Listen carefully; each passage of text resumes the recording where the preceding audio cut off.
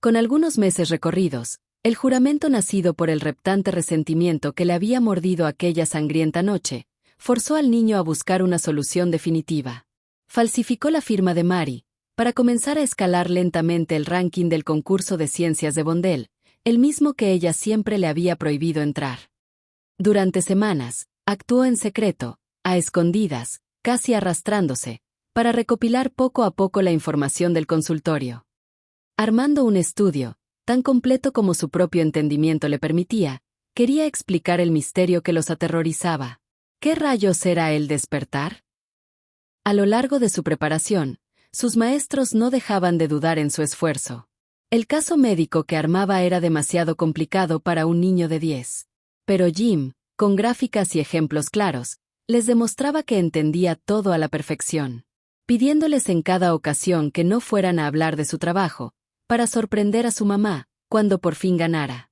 Los buitres sobrepasados aceptaban, esperando que su pequeño genio hiciera famosa su olvidada escuela.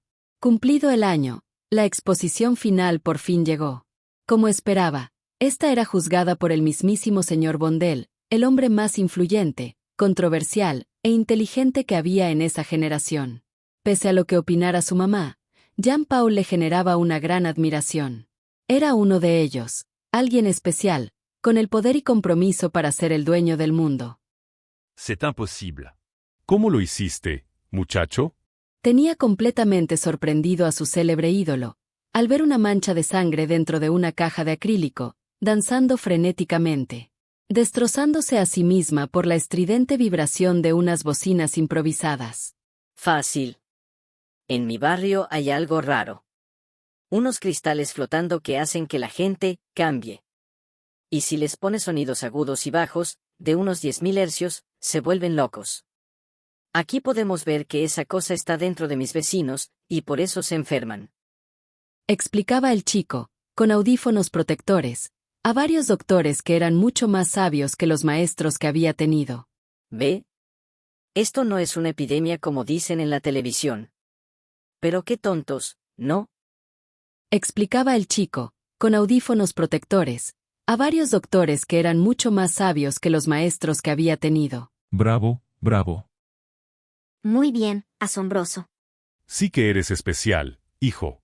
Lo felicitó Bondel, colocando su mano en la cabeza del pequeño, indicándole que ese era su momento, que iba a estar con él, que lo iba a ayudar.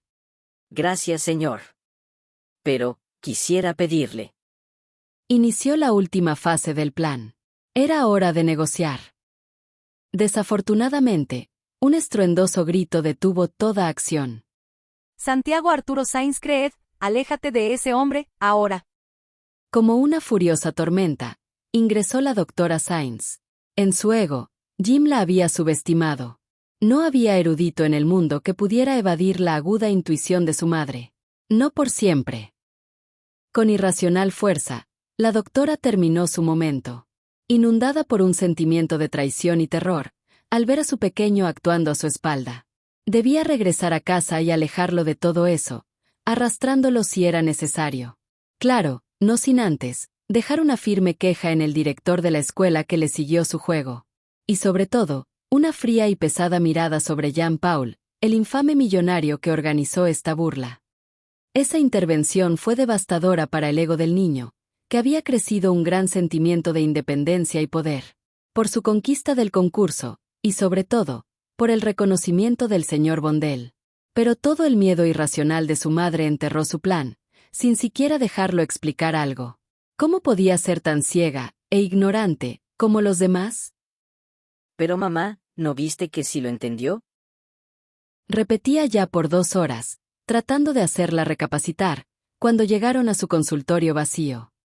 El señor Bondel iba a ayudarnos. A lo que Mary le respondió con una bofetada. Ella nunca le había pegado. Santiago, ¿cómo pudiste exponerte así? Te lo advertí, te dije que no te acercaras a ese hombre. ¿Y por qué? ¿Por qué no me dejas resolverlo? Por eso estamos en este hoyo, ¿no? Por tu culpa, mamá. Le gritó de regreso, escupiendo el veneno nacido del montón de corazonadas que había formado desde que se mudó al barrio, desde que la vio cubierta de sangre.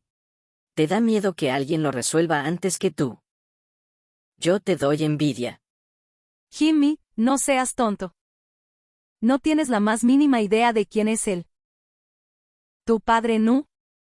Intentó decir, envuelta en lágrimas, cuando sintió algo romperse súbitamente dentro de ella. Sin más, la pequeña instalación médica se sacudió, reflejando el tifón de emociones que tenía la médica treintañera. Sin razón alguna, de su tembloroso cuerpo brotaron cristales de mineral, desgarrando inmisericordiamente su carne, con destellos púrpuras rodeándola. Un despertar.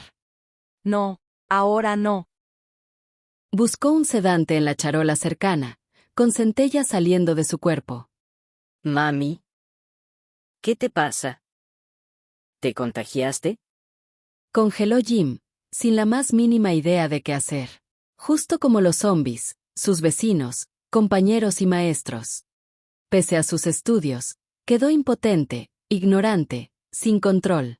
Como ellos, una víctima más del titán que era el destino. Vete, Jimmy. Corre. El cuarto explotó, al igual que todas sus ventanas, partiendo la estructura. El cuerpo de Jim salió volando, golpeando duramente un muro. Y, mientras caía, un siseo le murmuró. Nos necesita. Cuando entró al potente abrazo de su desmayo.